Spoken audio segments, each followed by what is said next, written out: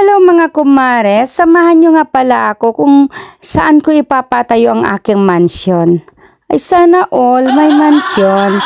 Ayan pala mga kumare, Diyan ko pala ipapatayo yung aking mansyon diyan sa part na yan. Kasi ang gusto ko diyan kumare, shadow. Ano naman kasi sa shadow sa Tagalog? Makulimlim. Ayan, yan yung tamang term. Ano ba naman talaga si kumare? Ay, ano ba talagang gusto mong salita? Tagalog ba? Or English? Or Ilocano? Ayan guys, yan pala yung tinuturo ko na yan. Diyan pala ako magtatanim ng gulay ko. Tapos yung mga halaman, ganon. Kaya nagustuhan ko yung area na yan guys kasi katabi ko ng sapa. Nakita nyo naman yung sapa. Parehas kami ng love ko na mahilig sa sapa. Sa tabi ng sapa magpatayo ng mansyon. Ay mansyon talaga. Kaloka ka madam. Ayan guys, nakita nyo naman yung area. Napaka kulimlim. Yun yung talagang Tagalog niya. Kulimlim.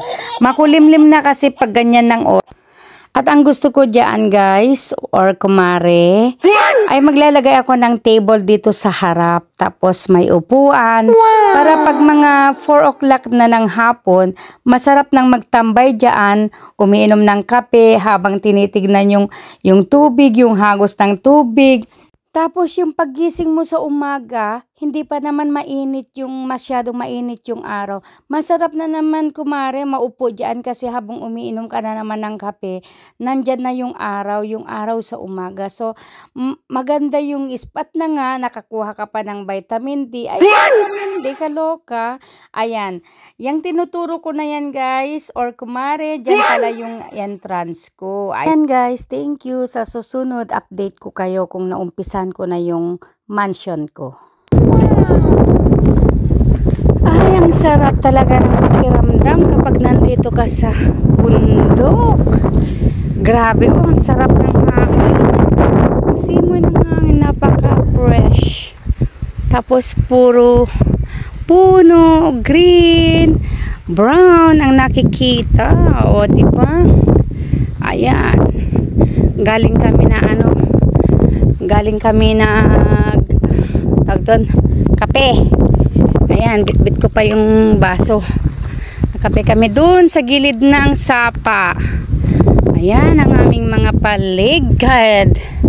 Ayan, ipapaayos ko yung kulungan ng baboy ko kasi kawawa naman na sila. Ayan. So, uuwi na ako. Babalik na naman ako bukas. O, diba? Nakita nyo naman ang aming mga paligid. O, diba? Yan guys, uwi na tayo. Hapon na. Ayan na yung araw. Uwi na tayo kasi balik na naman tayo bukas. Yan. Ang nilalakad ko pag pumupunta ako ng bundok. Hatid ako nun. Hatid niya ako. So, uwi na tayo. Balik na naman tayo bukas.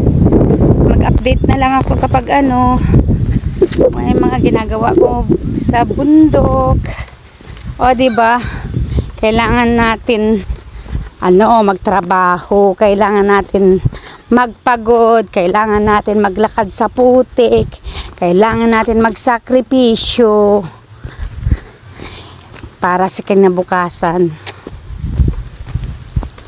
Diba? Kung wala kang sakripisyo, ayaw mong mapagod, ayaw mong umitim, ayaw mong pumangit dahil sa mainit, dahil iitim ka, ganon. Walang mangyayari sa buhay mo. Alam mo yung kaputihan, hindi naman lahat, syempre yung mga mapuputi dyan na talagang dyan na sila. Pero ibig ko sabihin, kapag nag-iinarte ka na walang choice, or kapag nag-iinarte ka na dun ka naman babagsak, tapos mag-iinarte ka, anong mapapala mo? O, diba? Kaya okay lang yan, mangitim ka, pumangit ka, pero ang bulsa may laman. Ang tiyan may laman. O, diba? O, nakita nyo naman yung dinadaanan ko. Ganyan.